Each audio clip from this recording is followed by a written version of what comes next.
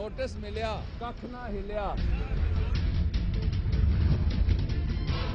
बाबा मैं prime minister हाँ, मैं पीएन कोई नहीं। जेर थी, जबर न थी। किसी भी जज का फैसला नहीं माना जाता। हर हमले का मेरे पास तोड़ है। Courts are dangerously close to repeating the mistakes of the past. We cannot allow the courts to dig up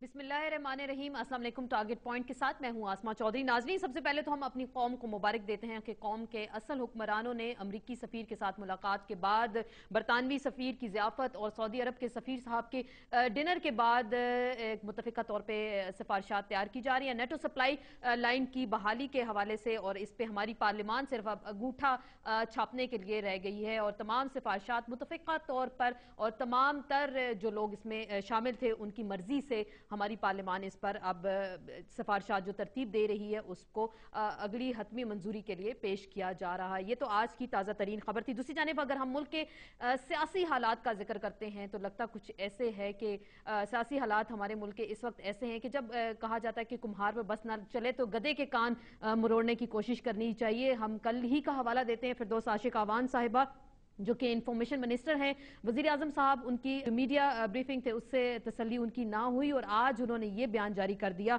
तमाम अखबारात में जो बयान शाया हुआ जिसमें कहा जा रहा है कि मीडिया उनके खिलाफ अदालतें लगा रहा है और जानबूझकर मेरे खानदान को मुलविस करने की कोशिश की जा रही है। ये फरमा रहे हैं prime minister of Pakistan Syed Yusuf Raza Gilani, और उनका ये कहना है कि मेरा बेटा तो इंक्वायरियां जो है इस वक्त भुगत रहा है और मेरे सर को झुकाने की मजीद कोशिश की जा रही है। वजीर आजम से सवाल यह है कि यहाँ पे अगर मीडिया अदालतें लगा रहा है तो ये उनकी तारीख का, उनकी हिस्ट्री का बहुत बड़ा स्कैंडल सामने आ रहा है जिसमें 7 अरब रुपए से मामला लेकर अब 21 अरब रुपए तक जा पहुंचा है। और जिसमें उनके फर्जंद का जिक्र बार बार आ रहा है क्योंकि उनको कोर्ट में मामला जेर बहस है और कोर्ट के हवाले से ही मामला सामने आ रहे हैं क्योंकि मीडिया इस हवाले से कोई अदालतें नहीं लगा रहा और मीडिया इन पर लान तार नहीं कर रहा क्योंकि जो नोटिस उनको जारी किया गया वो कोर्ट की जानिब से किया गया है और उस कोर्ट के सामने प्राइम मिनिस्टर भी इस वक्त मुलजिम है। और यही हम याद दिलाते चलें कि आज प्राइम मिनिस्टर जिस कोर्ट के सामने मुलजिम है उन्होंने अपने नए प्रोसिक्यूटर को भी तब्दील कर दिया है और जो उनके खिलाफ वहां पे बात भी करेंगे और सबूत भी पेश करेंगे। हम बात करें इरफान कादिर साहब की, नए अटॉर्नी जनरल इनको बना दिया गया और वो